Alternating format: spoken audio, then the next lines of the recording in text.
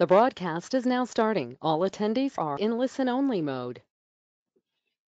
Good morning, everyone. This is Michael Connor with the Early Learning Division, and welcome to the April 2020 Oregon Early Learning Division OPK webinar. Glad you're here. I see people are dialing in, which is great. Lindsay from Portland is here, and Marcy's here. Sue's here from the wonderful Yamhill County. Teresa out in Madras, glad you're here. ELD staff, you want to say hi and let them know like that? Morning, gang. This is Teresa. I'm hanging out here in Salem.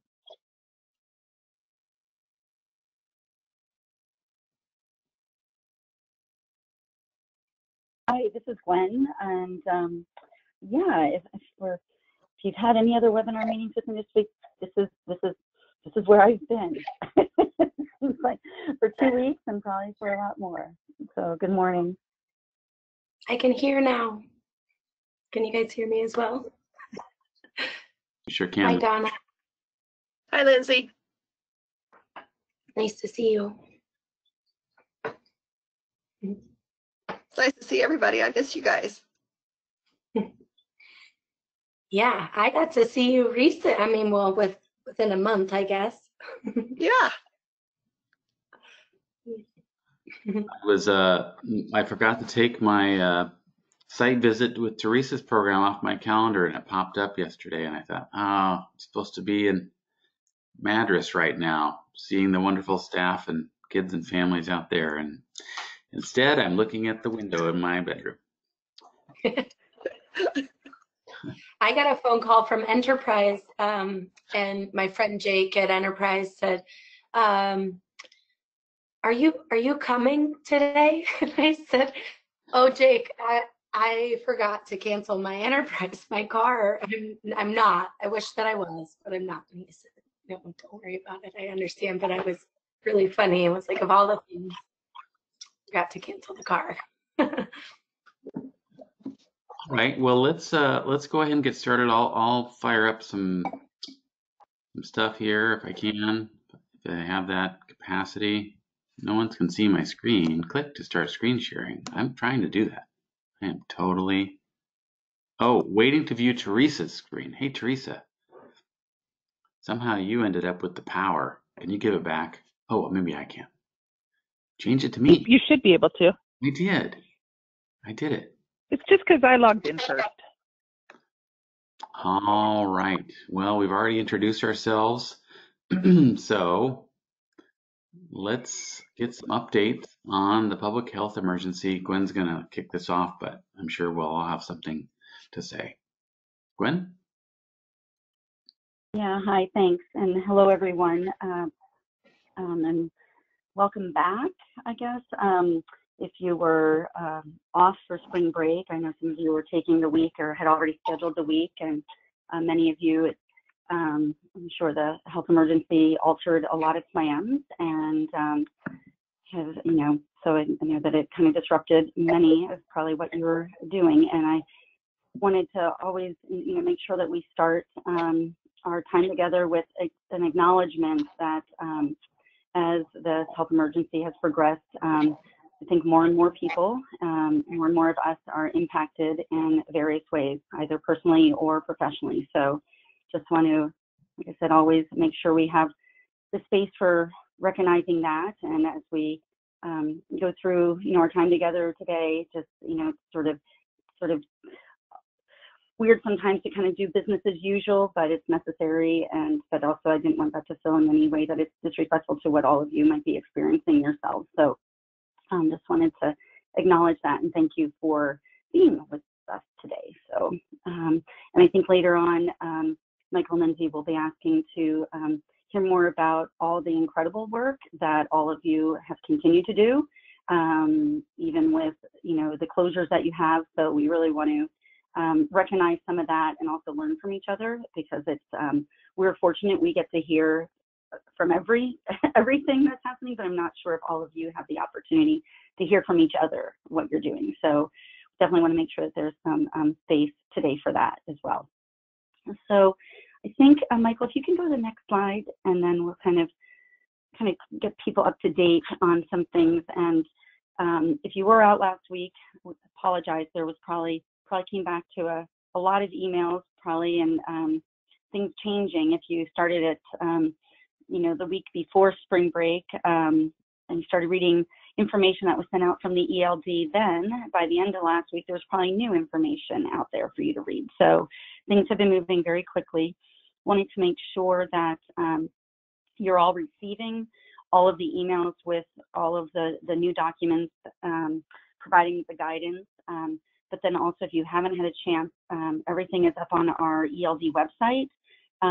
So, take a few moments when you can to kind of navigate around the website there. It's a really great resource if you can't find the email with the link that we sent you. But I think the most what came out last week that was sort of new, and I was trying to think that it came out actually on the 7th, I just can't remember the date, but that we were implementing last week was the new Early Learning Division temporary order from Miriam.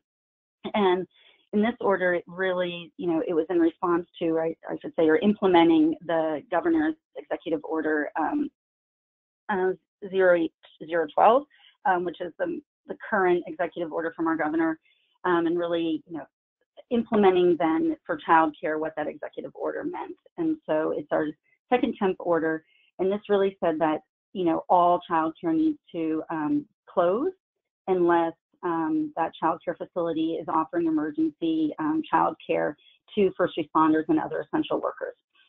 So that created a flurry of activity at the ELD because providers needed to apply to be an emergency childcare facility.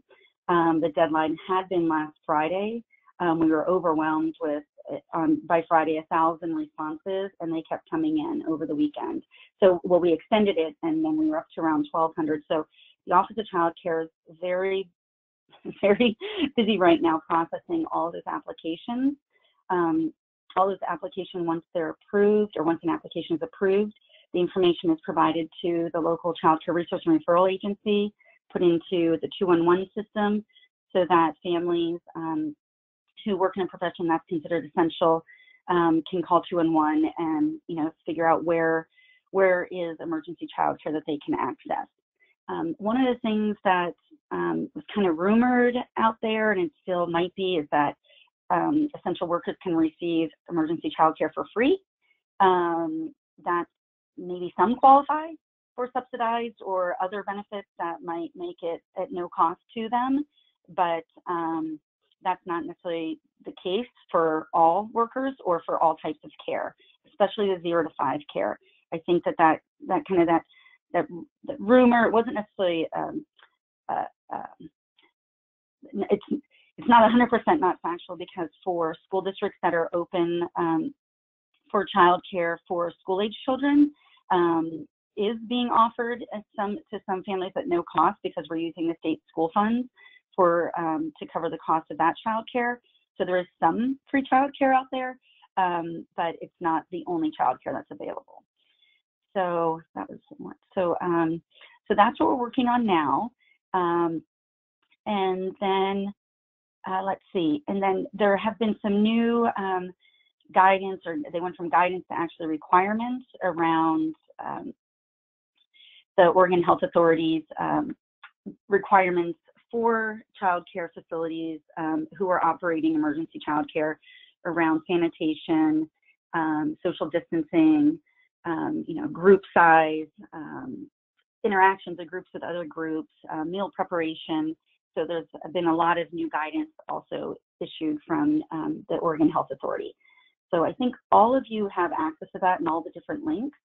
So just wanted to make sure you did. That was kind of a pretty high level summary. So I think I'll pause. I know Michael and Lindsay, you want to talk about the weekly reports, but maybe before that, questions, thoughts? I haven't been monitoring the chat box at all. And while people think about adding questions to the question box, we did upload many of those documents that Gwen was talking about to this webinar. So we've got Miriam's, well, we've got the governor's order. We got Miriam's directions around implementing the governor's order. We've got the most recent OCC Office of Child Care guidance for providers doing care in this time. And I think there's one more document there. So like Gwen was saying, you probably have these in your email and maybe multiple times. And some of them are here in the webinar too. So we're trying to give a variety of ways to get the information you need. Questions, comments, you can go into the question box if you have some. Not seeing. Just to add on to what Michael said, like I said, our website, I find it helpful because it has on the right-hand column, if you go into the COVID-19 sort of landing page, on the right-hand side of that landing page, it has dates, sequential, sequential of like, and if you click on those dates, it's sort of, you can link to the new documents. So if you're curious about like what's the most current, document, I think that's really helpful too. So that you have the most up to date. Really good point. Well, let's keep going. We don't see any questions here, so that's okay. Maybe you'll think about them as we keep going. Yeah. So one other thing before you get into the weekly reports, I just wanted to mention. So even though I indicated that we the ELD was closing the timeline to apply to be an emergency child care facility, that was a deadline for centers who they had to make a decision whether they were going to stay open or closed. Now, for Head Start, if you've already closed, but after time, and we're going to talk about some other funding opportunities for you, if you did decide that you wanted to reopen as an emergency child care facility, you can still do that. It was that, so it was really sort of the switch from are you closing as a child care facility, and these are mostly our in-home private centers. Are you closing or are you remaining open? And so the Office of Child Care really needed to get their hand, the kind of a handle on that. But if somebody wants to close and then reopen as emergency child care facility, they can. It's not like this is the last, like the deadline is like done and you've missed an opportunity. It's just we had to make that transition for other providers.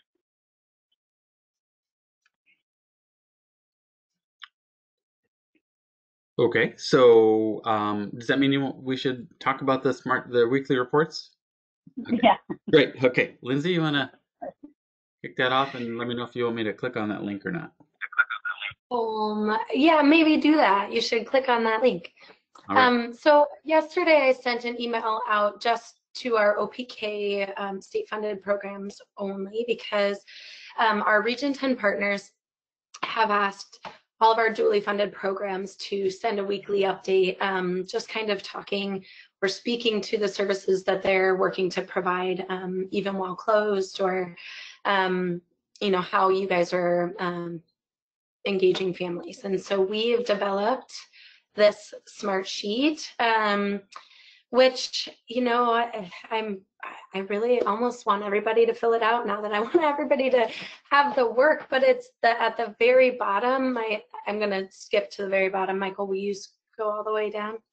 It's my favorite part, which is we're asking you guys to give us your resources and activities and links, all of the things that you are using to engage families. We're compiling a central location for those so that you guys can have access to all of the things that everybody is using and doing and engaging families across the state, because you all have really wonderful ideas. And we've seen just in the last 2 weeks the incredible things that some of you are able to do in a very short period of time. So with some thinking about it and some more time and having people come back from spring break, I'm really excited to see what you guys come up with.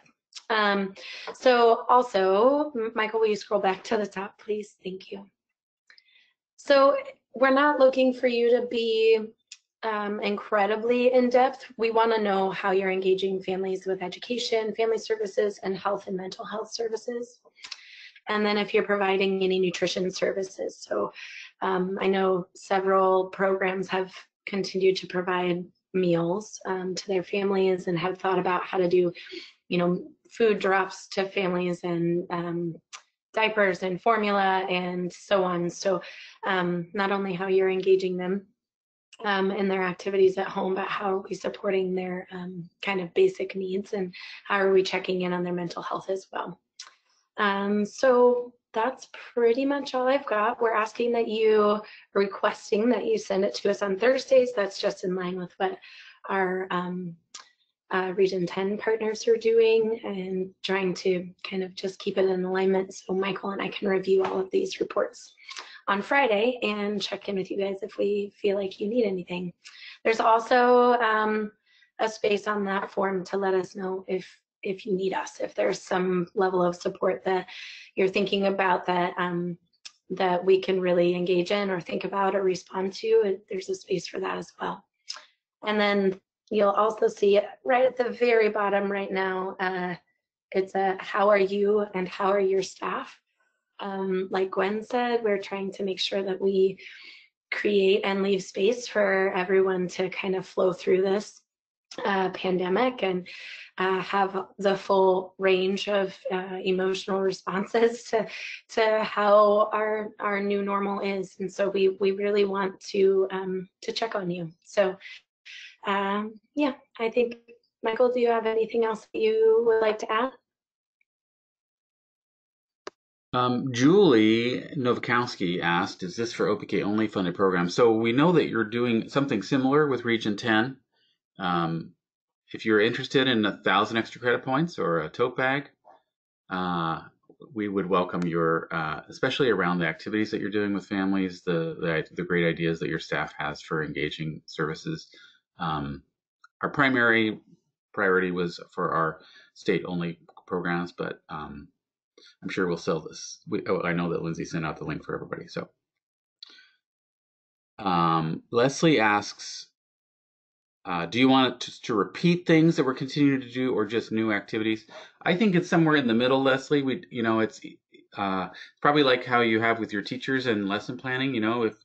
If you're doing something similar, then go ahead and say we're doing that same thing. But on the other hand, it's easier.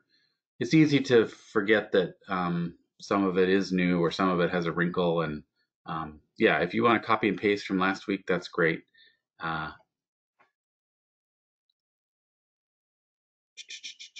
Yeah, I mean, it's not necessarily, we're not hoping to create a lot of extra work, but we are hoping to check in on the continuation of services. Right. So if you want to just, have a sheet that you maintain, that's a Word document that you copy and paste, we're still doing this and this is new, or we're still doing this and these are the challenges we've run up against this week, or we're deciding to do emergency childcare and these are the questions we have.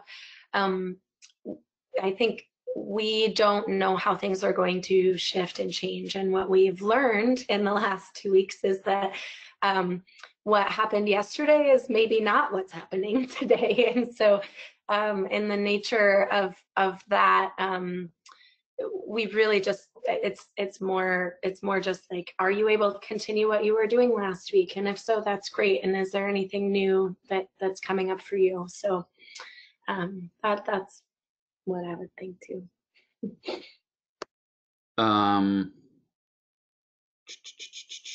So Julie, I'll circle around to your second question a little bit, but I think we'll keep going here. Gwen, I think you're going to come back here to talk more, if I can get my thing to work. So we talked about that. So a little bit more on emergency childcare. Did we cover all this stuff? I can't remember. Not some of it. Not yet, no. Yep. No, we haven't covered all of it. And Darcy, I also see your question. Darcy asked the first question, any idea on plans after April 28th? And no, I mean, we don't have any new orders, right? And so we're all still operating under the same executive order with the, that's a declaration through April 28th.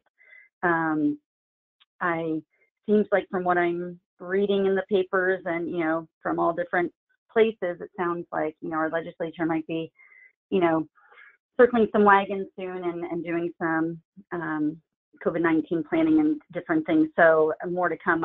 Quite honestly, I've been kind of a little focused on others, but it seemed like there's been some more activity now, and especially with the CARE Act and how the state, prepares to implement the new resources or, get the new resources out into the community. So I think that it's going to be a busy month of April, but we don't have any, just like you, we don't have any information beyond the governor's, emergency declaration beyond April 28th at this point. So, but if anybody else hears something, let us know. We're planning, though, I should just say, we're planning, assuming that might be extended, not because we know anything, but just because we need to be prepared, right? We can always, change direction, but we'd like to be prepared in case, there is an extension of the emergency declaration. And if there isn't, fine, but we want to make sure that, we have mechanisms in place to continue with getting resources out the door and continuing services to essential workers if it is extended. So I hope that helps, Darcy, but I don't have a lot more information. So, okay, so emergency childcare. So it's taken us a little bit of time, but it feels like it's taken time, but it's really been 2 weeks since we've started to, that many days, but it feels like a lot of time. So what the team has been working on is having grants available for Head Start, for OPK and our historic grantees, that if you were interested in offering emergency childcare, that you could apply for a grant for those services. And, everything would have to apply, all of the regulations that are out there right now regarding the group size, all the sanitation, all of the current COVID-19 requirements. These would be amendments to your existing grant. It would be a separate project so that this could help you make sure that all your, coding of funds is, we're trying to make it as aligned as possible for you on our end with what you might have to report if you're duly funded to the feds around how you're keeping the federal, like your Head Start funds separate from anything related to emergency childcare. So we're really trying to, just in the amendment to a grant, making it really clear for you to keep track. And more to come on that. And we're currently working on the cost, like what that grant would actually mean in a cost per classroom. We're not doing it by child, we're doing it by classroom, and it would be, for a whole month. It's like, this is what you would get for this month.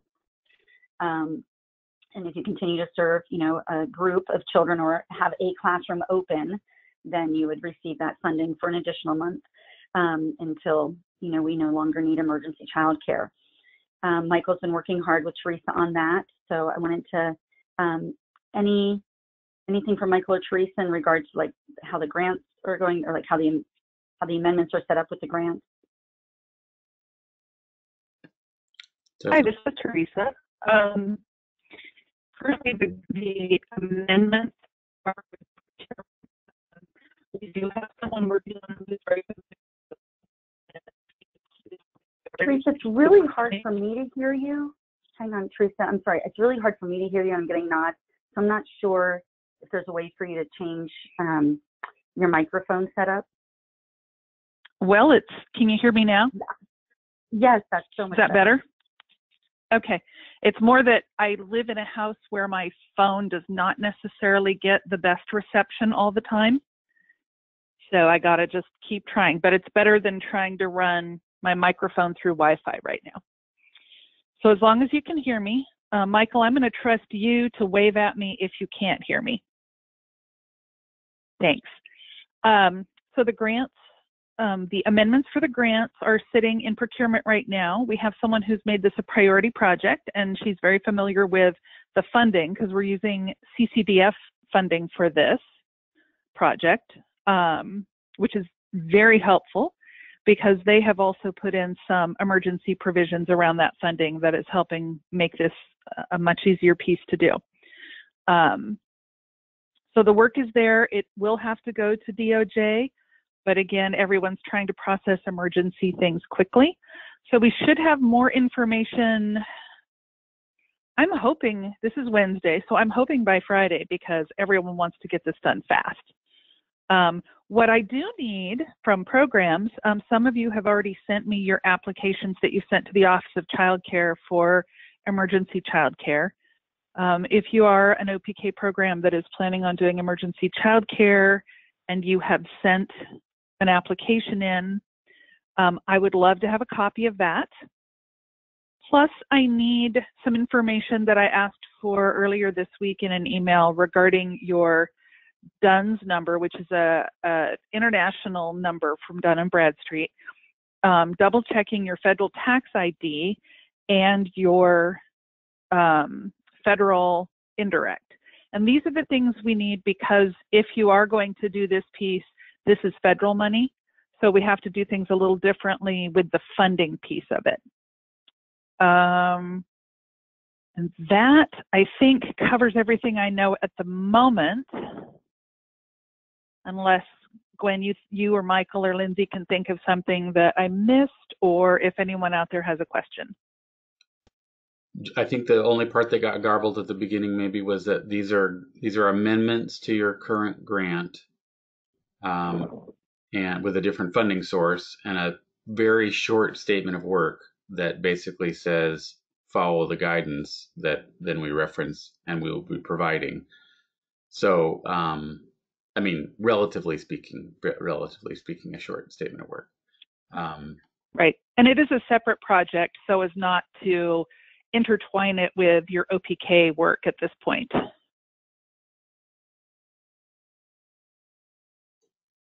Great, thank you, Teresa.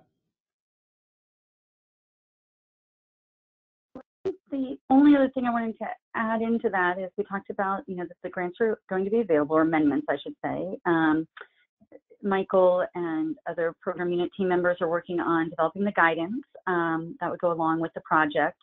And we've already talked about really trying to make sure that if you are doing emergency childcare, that you have everything, that we've done everything on our end so that it doesn't get, confusing or out of alignment with the OHS guidance for what you're expected to be doing right now with your Head Start funds.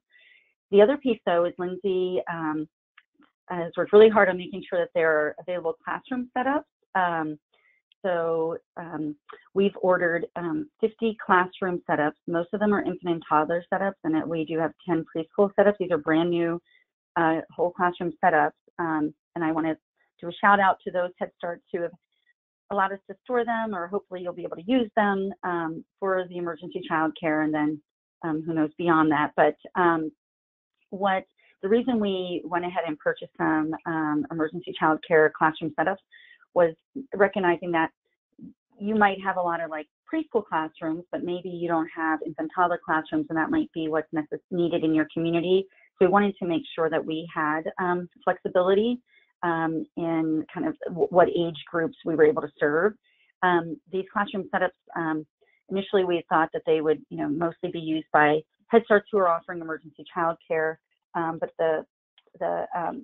I think we have around 4 or 5 right now Head Starts who are offering emergency child care.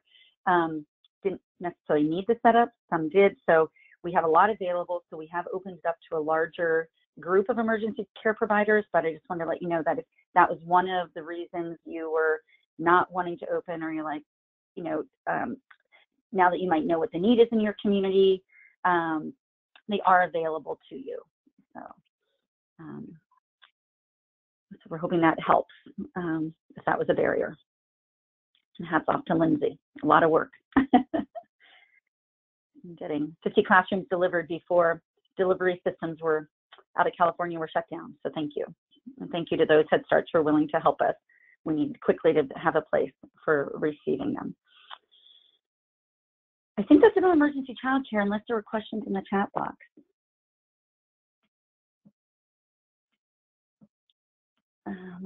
I struggle with the question in the chat box, so sometimes it works for me and other times.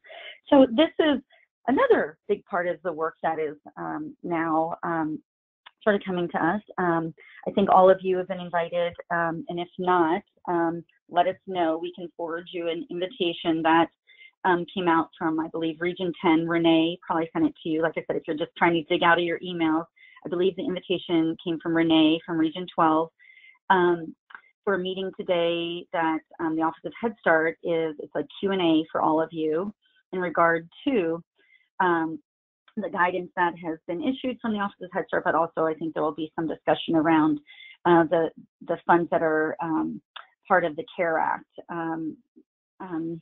So I just want to let you know that the ELD team is not able to attend, and that's because they have limited availability on their conference line. And so it will be recorded, so we'll have to wait for the recording.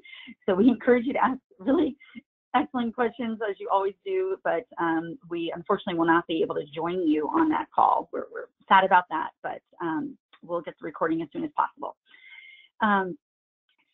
But I did have an opportunity last week to join a call with the Office of Head Start, Dr. Bergeron, and Linehan was on, and also Colleen, and to kind of walk the region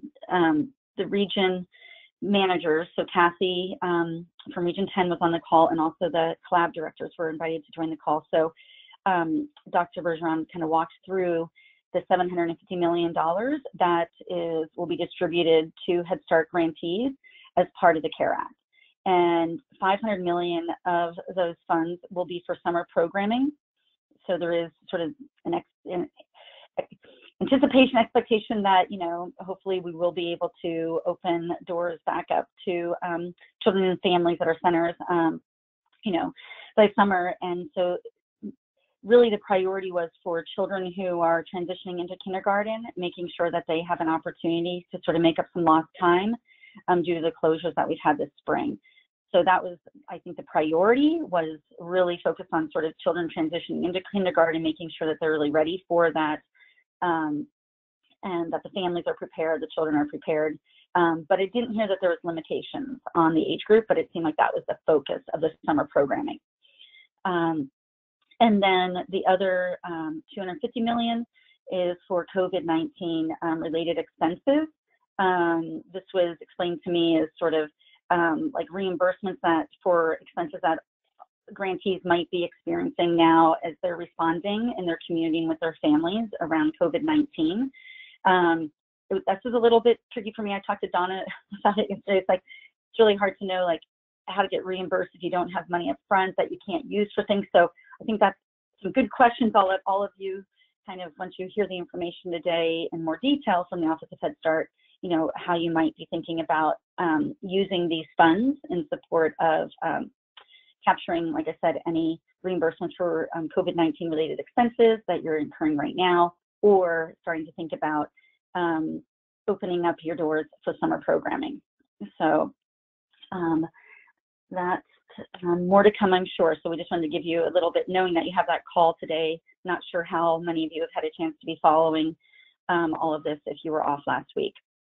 And then part of the CARE Act also is approximately just over 38 million is what we're anticipating, and what we've heard through the Child Care Development Fund. And so that would be coming to the state, and then these are funds that the Early Learning Division then allocates. And so we're working right now on determining the how that $38 million would be used, and some of it would be used for, I'm trying to get my notes here, some of it would be for more subsidy and services, direct services. We're anticipating an additional 1,200 families that might qualify for ERDC because of circumstances related to COVID-19, and also because we've increased the income eligibility, and we've really changed some. We've had to amend our CCDF plan with Region 10. We've been working with Ogden there, but then also we've asked the feds for some waivers in regard to some rules around subsidies so that we can have more ERD payments going to providers, not on like how many hours did a child attend, but let's do this on a monthly basis. Let's ensure that providers are kind of stabilizing their businesses, as well as making sure that families aren't feeling pressure to bring children into care if the child is symptomatic at all. So we're really trying to balance that out. So that's one way that the $38 million would be used. The other is that there would be looking at funds available to staff who are actually offering emergency child care during this emergency health crisis. So it's I don't know if we'll call it, but sort of like hazard pay. So in addition to what those individuals are making as part of their regular salary or wages, that there would be an additional wage for them to sort of incentivize them continuing to work for essential workers in emergency child care. Then there's also, we're looking at supplemental funding for providers who due to the temporary order and having to reduce group sizes or how many children they might be able to serve, since the maximum group size is 10. A lot of our providers, especially our in-homes, are able to go up to 16 or have more than the 10, depending on their space and their setup. So this is sort of to subsidize for the smaller group size requirements. And then the other kind of bucket or fourth kind of strand that we're looking at is tuition reimbursement. So these are for providers who have due to closing or remaining open, but not receiving payments from families based on the hardship that the family might be experiencing due to COVID-19. So just trying to come at it from all different angles and using that $38 million. So more to come. We're still really, this is, kind of hot off the press. We're still trying to figure it out, but those are at least the 4 areas that we're trying to utilize these funds in the sense to benefit families and to help to stabilize our child care system.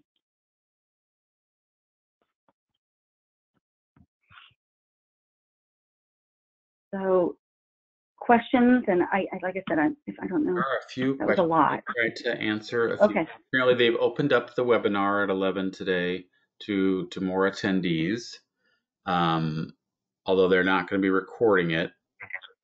I think Dr. Bergeron's record company doesn't let her. No, I'm just kidding. So yeah, they've opened it up for more attendees.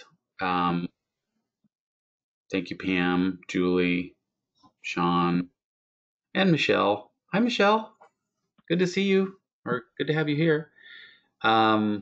And then Leslie asks, similar question to Teresa, is this just for federal? Yes, so these monies are currently just for our federal partners, and the rules and regulations that go with those monies are therefore for the federal partners. Like Gwen's saying, people are thinking a lot about what's going to be the state component to supporting things going forward, but we don't know about that yet. Some of that will depend on the legislature and other things. So stay tuned on this whatever state response is beyond what we've already talked about. That's to be determined, and that's what I see in the question box. Okay, I think one question is sort of unrelated to this, but it's been coming up a lot. Is there's a lot of in our anyway, we're getting questions from the field around how does this impact the Student Success Act and the investments that that are funding our expansion, our salary increases, and we're kind of right there with you in this. There's we haven't had any, we don't know what the economic impact will be yet on the revenue for the student investment account. So we are continuing as is right now because we are mandated to do that legislatively. That's our task right now, is to carry forth with this. And so unless we receive new direction on that, just want to let you know that we are just kind of continuing forward. There's been some, kind of out in the field, at least around some of our other funding opportunities, entities saying, oh, I'm not going to bother applying now for Preschool Promise or this other fund because, the dollars won't be there. And I say, please, continue forth, and it's critical for all of you because right now we need to have an application from you submitted, because that's how we get the funding out to you the next fiscal year, regardless of what might happen with the early investment account and the dollars that we were anticipating there. So just please continue moving forward with that. Yep. Okay. We're not closing the door on these topics. We're just gonna move on to the next subtopic. But right. So Lindsay, you want to say a little bit more about this again, if you want? Not really sure. I mean, yeah, I think this is kind of, as we shift from emergency response into what our families need, the resources are going to continue to come. And so these are a few of the resources that are readily available now. So obviously your daily health checks, just calling folks. I think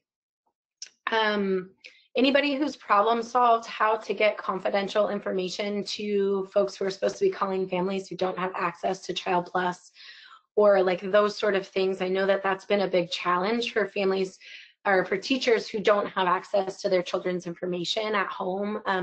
If anybody has problem solved that, or has some really great ideas on maintaining confidentiality, and then also giving teachers and family workers the information that they need to contact families, please share it, because I'm sure folks are just thinking of that now and trying to really dig into that.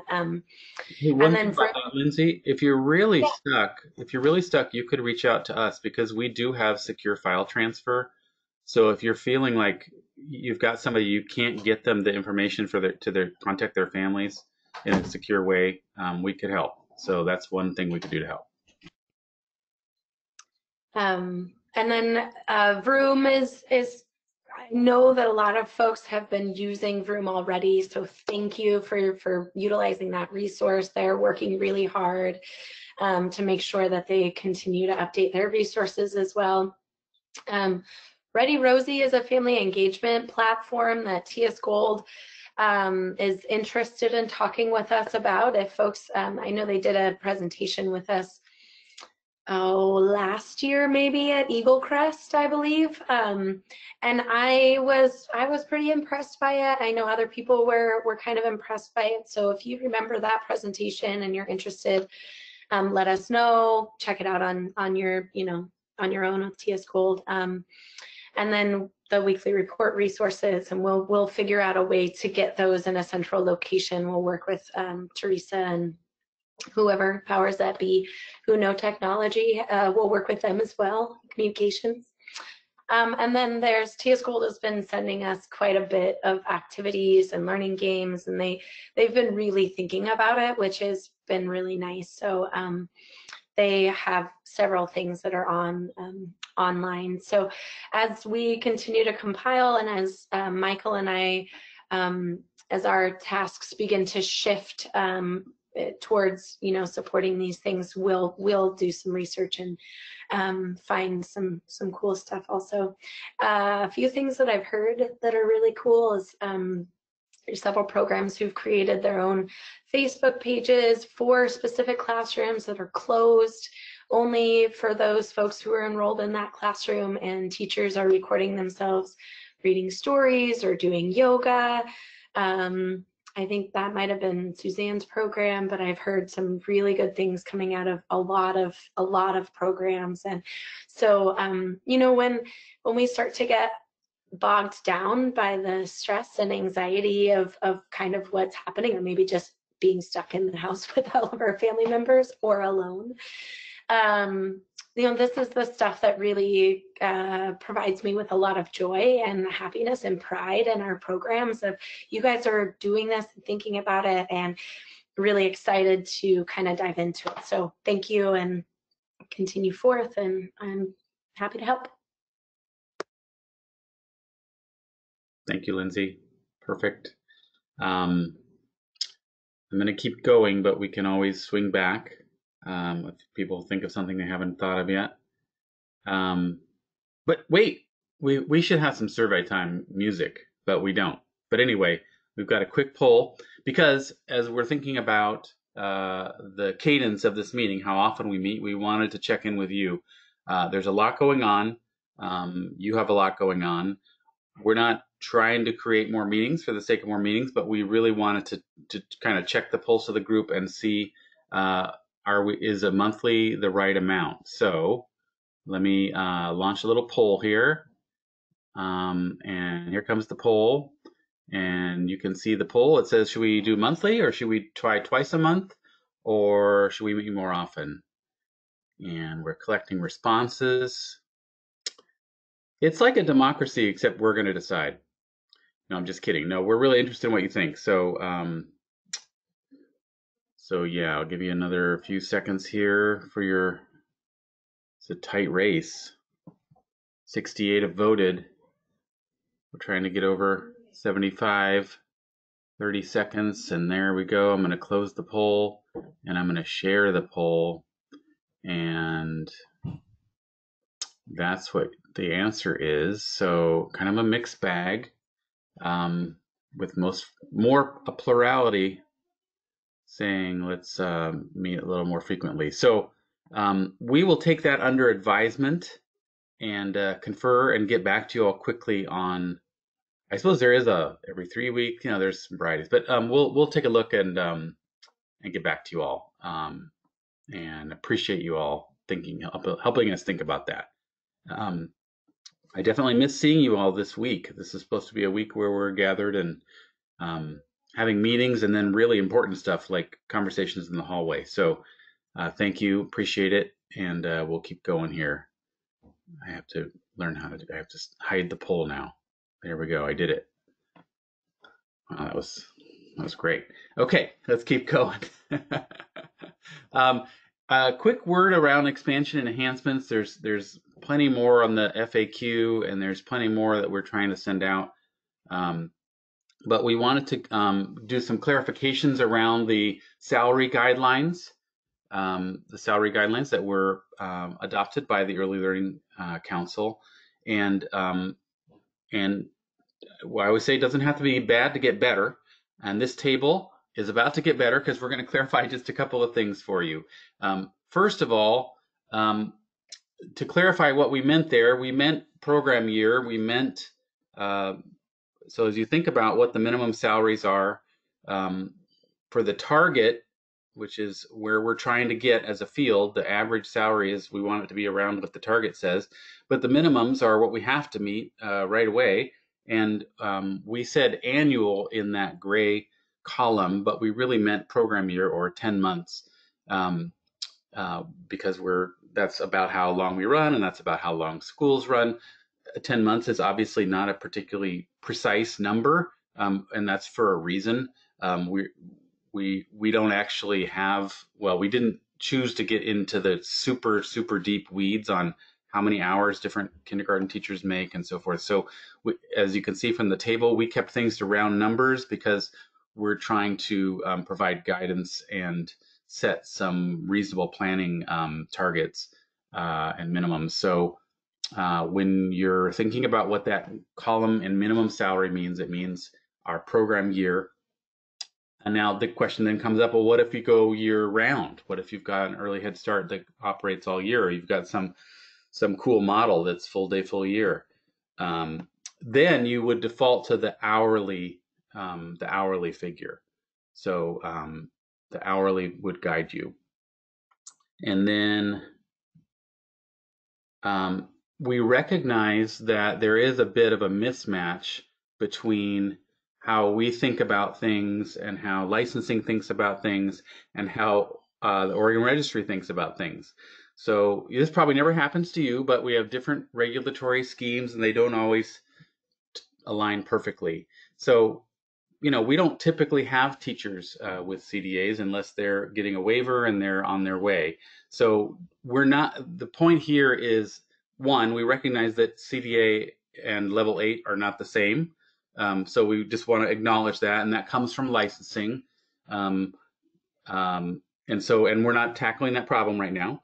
And then second of all, by publishing this, which is for all of our ELD programs, we weren't trying to suggest that lead teachers that the credential floor is new or different. We know that in Head Start, generally, a lead teacher needs to have an associate degree at minimum. So we're not opening the door to some other thing. We're just saying, if this is the case, these are the targets and these are the minimums for these teachers, but we're not creating some new minimum credential level in Head Start. So I hope that helps. Hope that clarifies. Not too stressful, but we like the questions and we wanted to kind of answer them in the group.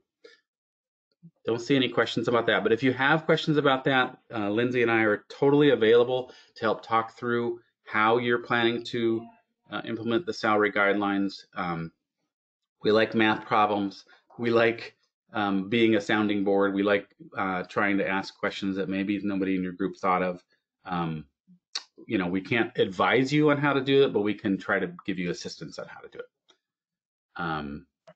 Okay. I'd like to be. Yeah, please. I think that Michael likes math problems, but I'm not sure I love math problems. Just to be clear, I will help and I will do the very best I can. That's nice. My son is stuck at home and he is studying for the SAT, and he will sometimes call me and say, "Hey, Pop, I got a math problem. Can you help?" Sure. And he'll just say out loud some complicated algebra problem that I can't possibly follow. And then I'll say something clever like, "So what's been your first approach?" You know, like that. So I think that's helpful. I don't know. We'll see. Anyway, thanks for taking the time there. I want to switch gears a little bit and turn it over to our colleague Nathan from Western Oregon University at the Research Institute. And he's here to talk with us about solutions around finances and staffing for extended duration services, which, as you know, are a big emphasis for our upcoming program year. I'm going to make Nathan the presenter, if I'm smart enough. Yeah, change presenter and Nathan, and here you go. Great. Thank you very much, Michael. Can everyone hear me? I think we can. Thank you. Good deal. Well, thank you, everyone. I'm really glad to be able to be here today and to talk about something else besides COVID-19, even though it's an extremely important subject at the time. So I have some updates and a little presentation I'd like to share with you guys, and then afterwards I will be sending Michael some, for lack of a better word, some worksheets that hopefully will be useful for you while you are preparing for the grant writing process, or you're in the grant writing process for financing and staffing and hiring. Just some quick things. So let me see if I can share my screen really quick here. You are right now. Oh, good. All right, perfect. So let's bring this thing up.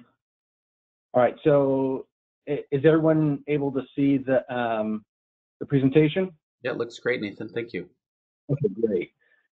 Sorry about that. Last time I was kind of a bit of a knucklehead and didn't get it right, but I think I got it this time. So I see that we've got about 47 people on the call. I am not going to go through and ask everyone to introduce themselves and, you know, spend a few minutes telling me about their favorite pet story or something like that. We're just going to get right into it because I know time is of the essence. So quick update. The playbook itself is to our digital product specialist, and from what I've heard from her last, she should have it done by later on today, if not tomorrow, at which point I will be working on getting it up on website and then contacting Michael so he can get all the information out to you. Very excited for everyone to have this project and product. I think it's going to be very helpful. So just that quick little update for you. And of course, this is all pending any kind of new and possibly unfortunate situations that pop up that we might have to deal with. So I'm sure everyone's used to that kind of stuff, but typically, not typically, but I'm expecting it to be done later on this afternoon. All right, so budgeting for duration classrooms. Great. So I will, I'll go through these slides. Michael, if you and everyone could help me, or the organizers, if there are any questions, go ahead and stop me. and I will do my best to answer them. If not, then we will just proceed through this, and I will show you a few different things. So in the playbook, you'll see that we're really recommending that the majority of the funds be spent on personnel. You guys had just covered the personnel funding, and so that's part of the playbook there, and it's part of our suggestions here. And part of the worksheet that I'll be handing or giving out to everyone to kind of do as a team in their own agency, if they would like to do it, is to talk about kind of how budgeting is done, or how it can be accomplished as a team effort and really a collaborative process. Part of it will be evaluating different line items, create a very, very simple budget for everyone to take a look at. And I understand that what's being required and used is quite a bit more robust than what I have, or what I will be giving to everyone. So please just bear with me. It's an example, and you can walk through the process how you want to. But the purpose behind that is really to think about kind of how you can work as a team to create the budget, and also to focus on not getting sucked into a vacuum too much. And I expect that there are quite a few of us out there who are very, very familiar with budgeting and probably have a really excellent process already in place. And so this, I spent a lot of time thinking about how this should be done, and really stressing about not making this a demeaning process and devaluing everyone's experience and knowledge in the room. So really these are examples, and hopefully they'll be taken as such and understood that these are, maybe this is a different approach or something that you can augment your already currently effective process. So that's it in a nutshell right there. I really want people to think about how changes in different line items can affect their budget as a whole or individually. And hopefully for those who are newer to the budgeting process, or have teammates who are newer to the budgeting process, that these will be helpful hints and suggestions. And then that kind of gets me to some of the parts, and we're not going to do this group activity here over the website. I'll be talking about it a little bit, but this will be something that I really want to have happen in your own individual teams. And then this is something that if it doesn't make sense in any way, I'm sure you can get a hold of me. I'll be able to share my contact information with Michael, and he can share it with you if there's any other questions. But I put in there 3 kind of big questions regarding your budget here, and you can see them up on the screen there. So kind of thinking about your biggest concerns, and then asking yourselves, do we have a team in place? And then what does my team consist of? Are there financial and non-financial? And what I mean by that, are there people who are familiar with the budgeting process, and people who are kind of content area specialists, or maybe line staff, who could be part of the process and bring new insight into how the budget is put together. So this is something that I also understand that we're in the midst of a crisis. A lot of people aren't at work, or they're working from home. So this is not meant to be like you have to do it. These are suggestions. And really, I wanted to make sure that as we were doing this, we were focusing on allowing others to speak and kind of helping them feel like they've been included in the process.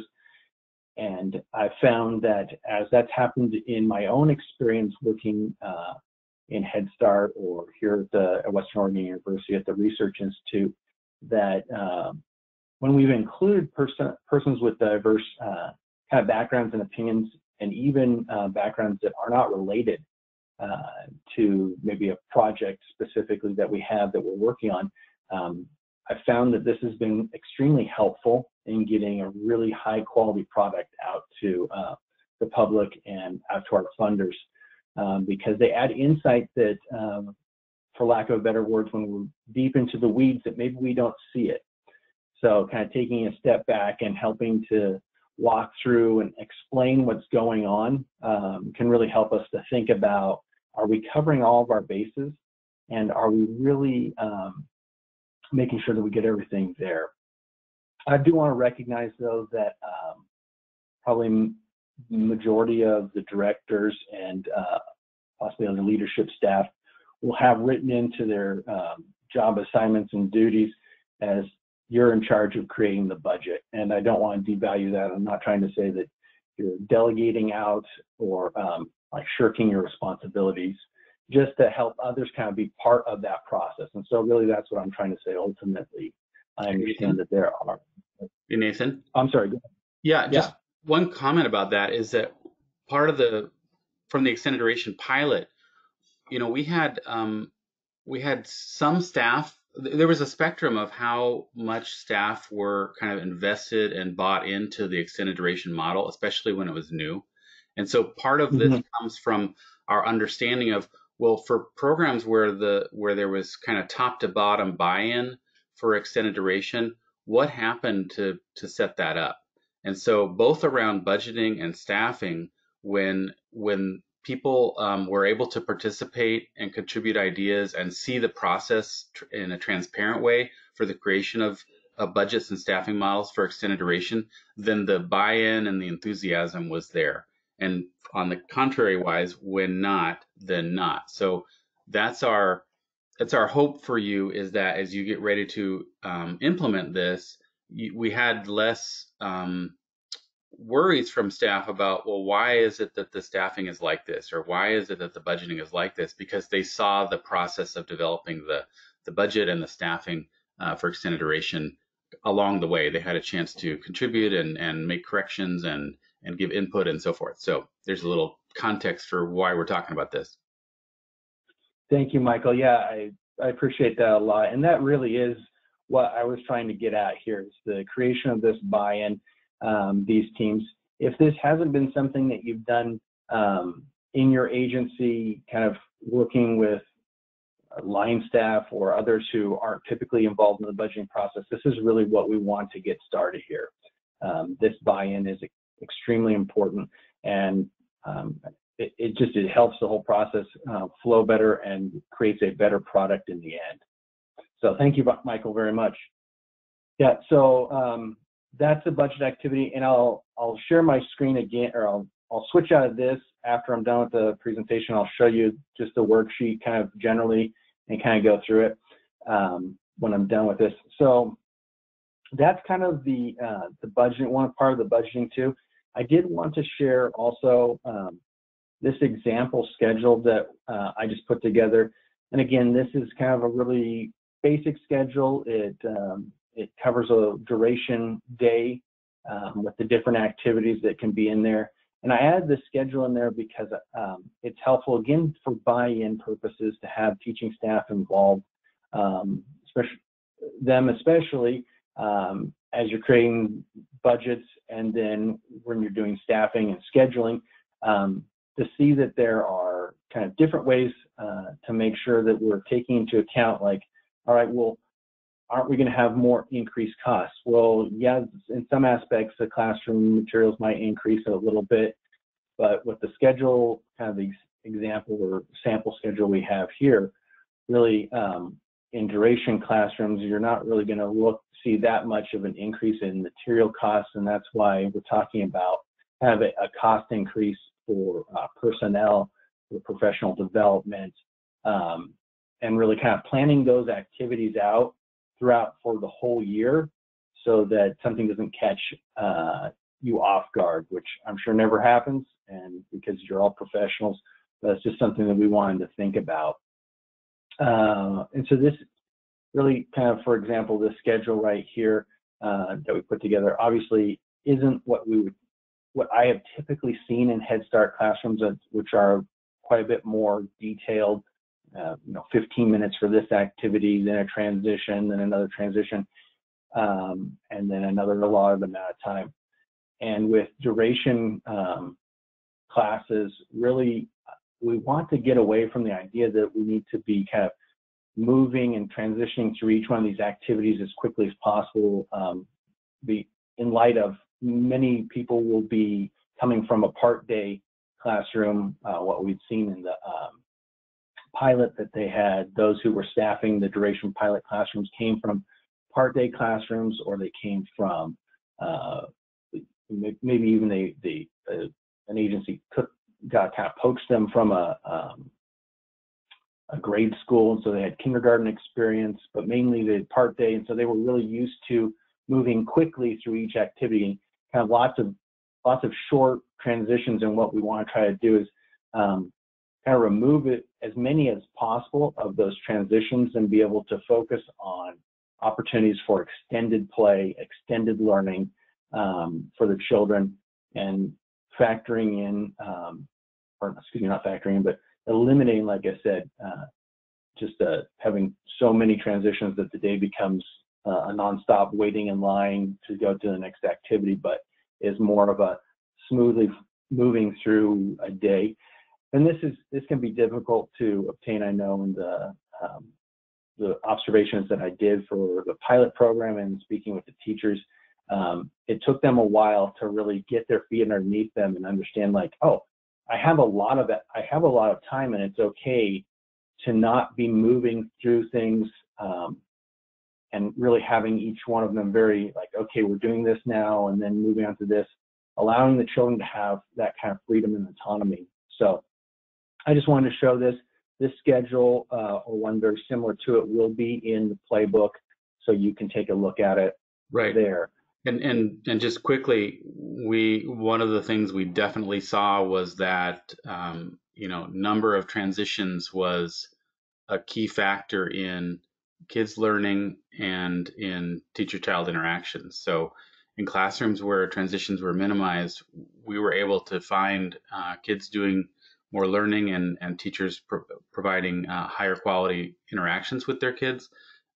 So this is not just personal preference, right? It's how to, and the how, of course, is challenging, but we wanted to kind of lay out the target for what we were able to distill from looking at these classrooms, what seemed to be more effective on the things that we care about. Yeah, absolutely. Thank you, Michael. Yeah, so really with the focus of eliminating as many transitions as possible. I was just kind of anecdotal story here. I was doing another observation in another classroom, and was really impressed by the quality of learning that was going on, because the teacher decided that it wasn't important to transition from each activity to another, but that they had this kind of open opportunities where children were able to, for example, we have circle time at 9:15. And right after that, we have free choice and small group activities. Having opportunities for, within reason, within limits, so that there isn't chaos in the classroom, to feel comfortable with the majority of the students coming to circle time, and some of them being able to do other activities while circle time's going on. And making it something, and really focusing on and asking yourselves, what am I doing to make this interesting and exciting for the children so that they participate? And like Michael said, and I've said too, that it takes a while for this to really set in, but it's a really great process to watch develop, and a very satisfying product to see it towards the mid to end section of the year. And it's great, and I think you'll see as you're helping teachers, or supervisor helping teachers kind of plan out their schedules and really thinking about how to eliminate transitions as much as possible.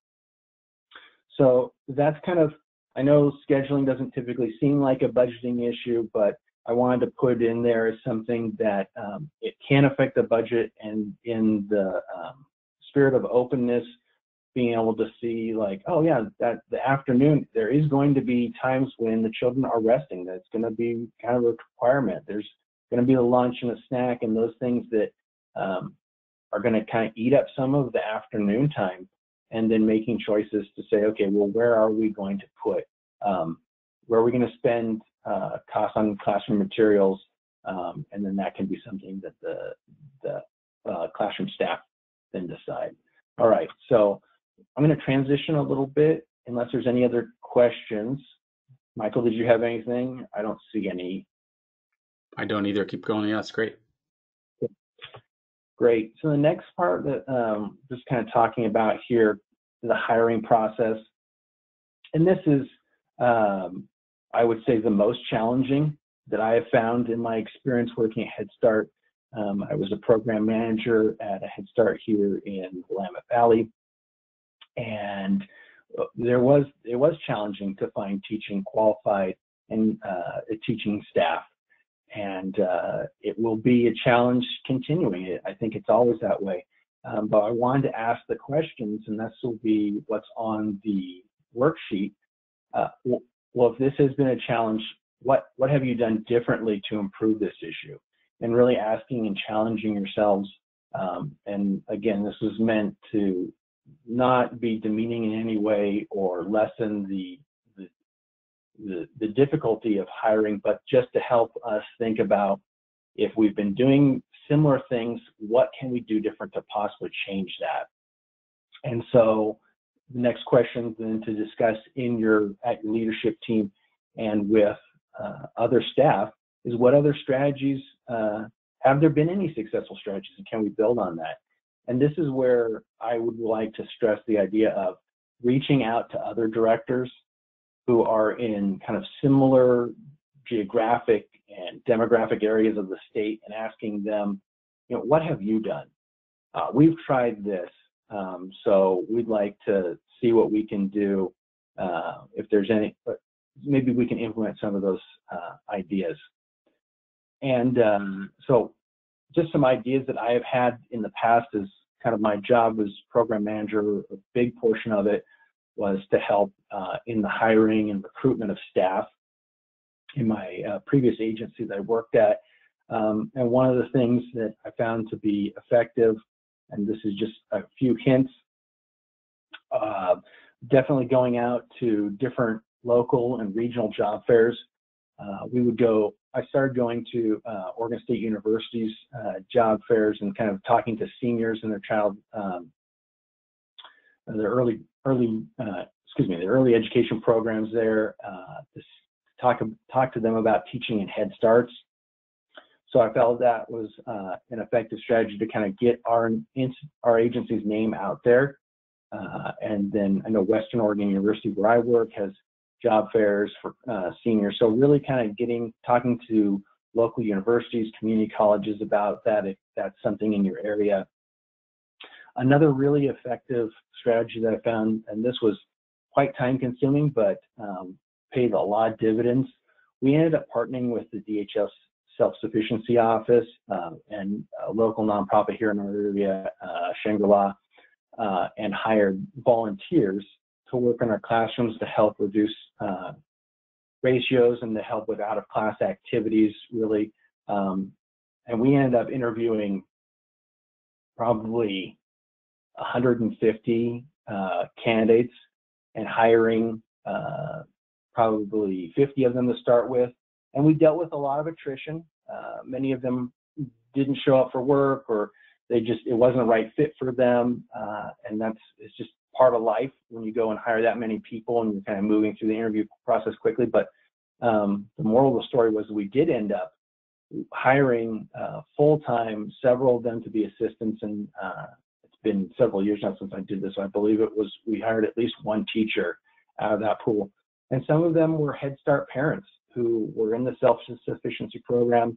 So they were able to continue working through that and then work at the site where their child was. So it was a really interesting and effective way, I felt like, to get more staff in the classroom to help out. And then, of course, there are just other things, thinking about hiring from within and really focusing on, have I really made the position descriptions very clear? Like, duration isn't just 2 part-day classrooms shoved together. It's a different animal. And so talking about some of those things, that those position descriptions are up to date and they really do describe what the job is asking them to do. Just quickly, I don't know if people have had a chance to update to the salary schedules on your job descriptions and your job opening postings, but we now know what the minimums are. As you're working on your worksheets, you can talk about what the ranges are. But even advertising the minimums is going to be important to attract and applicants and so forth. So there's a thought. Absolutely. Thank you, Michael. And I see one of the questions, and it's more of a statement in the chat there. Oh, totally. I think with the increased salaries, much more competitive than they were, oh, geez, six, 7 years ago when I was in the field. So I'm really excited about this. I think it's going to make it a lot easier. I think that that being said, I still think that hiring requires us to think outside of the box. Requires us to think about how we can do things just a little bit differently to make sure we're getting the qualified early learning professionals that we need to deliver the service to our diverse community that we serve. So absolutely, I'm very excited about that. So kind of my last slide, and then I'll quickly show you the worksheet, and then any other questions. I don't want to take up any more of your time than I need to. So the last thing is on classroom staffing, and really what we found when we did the duration pilot, the final report there, that the most important thing for the children was consistent classroom staff. We found that lower ratios was not a significant predictor of higher class scores, but the factor of having a consistent staff person did predict higher class scores. And that's what we're trying to achieve. And I think with the higher salary, we should be able to maintain more qualified staff who are able to teach in the classroom and not just leave after we've trained them. I know that had been an issue. One of the things about staffing too is the biggest concern that the teachers had was that this is, how do I do the out of class time? And so when teachers had the time to do their out of classroom work, it equaled lower teacher stress. And the lower teacher stress is, the better they're able to teach the children. Head Start doesn't expel, but the lower the kind of stress that the teachers have. In other studies I've seen where unfortunately expulsion is still a factor, that basically lowering the teacher stress lowers the rate of expulsion. So that was that's really a great thing to think about right there. And I think, again, raising teacher salary is also going to lower stress for them. So this could be two really great, impactful things that happen for teachers that will really increase the high quality teaching that they're delivering even higher. And then we want to think about too, and I'll show you a little bit about this in the worksheet, making sure that there's time to do the out of class jobs, the out of class work, because working in duration classroom, 6.5 hours a day, that doesn't leave a whole lot of time for doing things outside of the class. So in the playbook, you'll see we've outlined a few different ideas for staffing, for classroom staff, and hopefully they'll be helpful for everyone. So what I'm going to do now is I'm going to close out of this and bring up, oops, there we go, this document right here, and I'll increase the size a little bit. So this is just a bare bones Word doc that I created. I think it'll be helpful for people. What I've done is I've added on there, and this is a document I will be sending out to, this document I'll be sending out to Michael, and he'll be able to get out to everyone who's on the call today. It has a few questions that we talked about already in there, some instructions about when you're, how you're asking the questions in your groups, then an activity for the financial worksheet or the budgeting worksheet here, and then some questions or some instructions about how to run the activity right there. And this isn't meant to say that you don't know how to run a meeting or anything. This is just meant as a help to think about some different ideas, especially if you haven't had the kind of collaborative process in the past, working with other staff besides maybe a small leadership team or even a large leadership team that doesn't include line staff. So just kind of thinking about here the example budget. Obviously, this is a rudimentary budget here. Kind of the financial costs is going to increase, and this is kind of up to you how you want to do it in this small hand right here on this budget, or using your actual budget in an Excel document or whatever financial software you're using, and then asking yourself with each line item how it's increasing or decreasing or not changing. How could that possibly affect other items? Talk a little bit about the idea of what happens if with transportation, for example, in facilities. How will duration classrooms, how will that be affected? So I see a comment in here. Okay. I took care of it. Okay, great. Thank you. Sorry about that, everyone. And then, so the last page here is just the hiring and staffing idea. The same two questions that I showed you on the PowerPoint are there, pretty self-explanatory. And then instructions on this next activity, which is basically going through and taking a look at, I tried to line out every activity that I could think of that happens either daily or at other frequencies. I think I have weekly and quarterly in there. And so the idea here, and I did this with a few colleagues at the Research Institute, and we went through here and everyone assigned based on their experience. Several of us have worked in Head Start classrooms before or have owned childcare facilities. And so assigning times to each one of these activities. And I put the example in there, like bus ride pickup, 45 minutes, just an example. It might be, you might be right at the 1 hour mark or something, or maybe you've got something else going on where it's longer than that, or much shorter, or you don't have transportation at all. Anyway, so the idea is to go through this individually and then be able to groups come back together, everyone, including teaching staff, and kind of average out everyone's time to see what kind of a group thinks about it, how much time it takes to do these activities, and then to have a discussion about it and to talk about how are we going to support the teachers when they're in the classroom after the duration classroom's been funded and opened and going. How do we help them so they can do their out of class activities? So that is what I have so far here. And I will stop showing my screen. All right.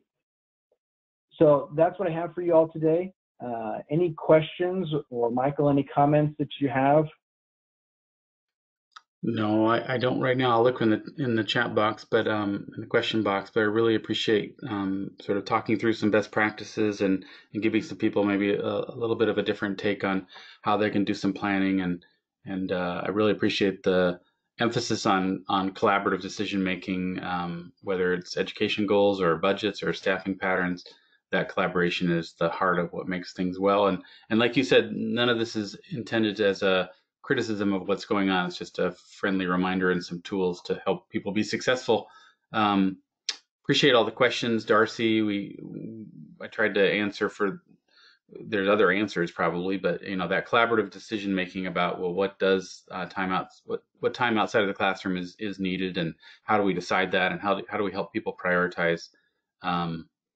And hopefully some of these tools and this conversation will be useful in that. And we're available if you want to follow up with us about that. Nathan, I really appreciate your time. You're very welcome, Michael. Thank you for inviting me. Everyone, I really appreciate being here, and I'm open to answer questions. I always find it weird when I'm on a call and I've never met anyone, and there's 47 of you out there, and there's me. So anyway, thank you so much. Have a great rest of your day. Thanks, Nathan. Teresa, are you still hanging in there? I'm still here, if that's what you mean. Great. I am so glad. Would you like to share a little bit about grant administration key items with us?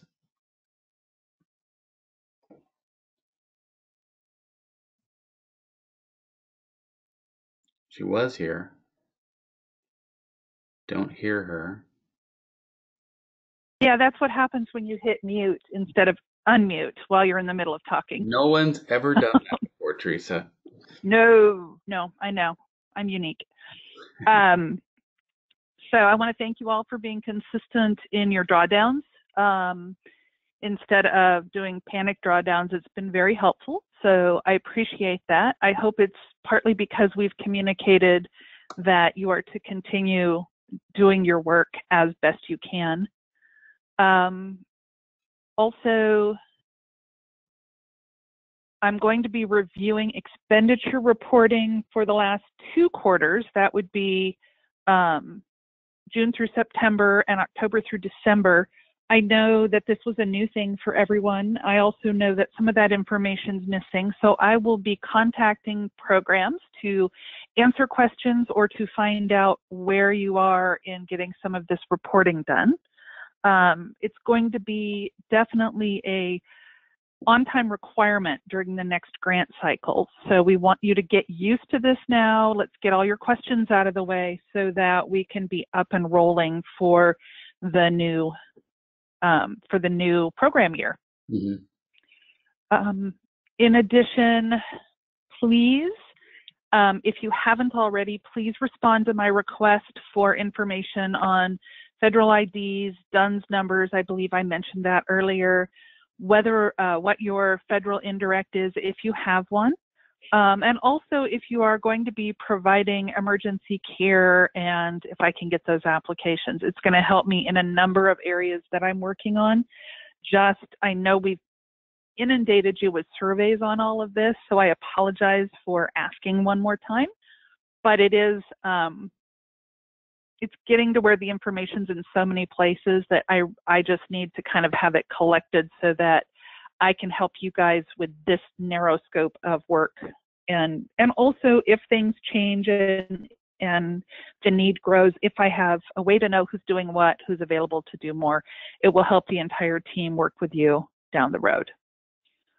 Beyond that, I think that's everything I have for the moment. I hope everyone is staying safe and well.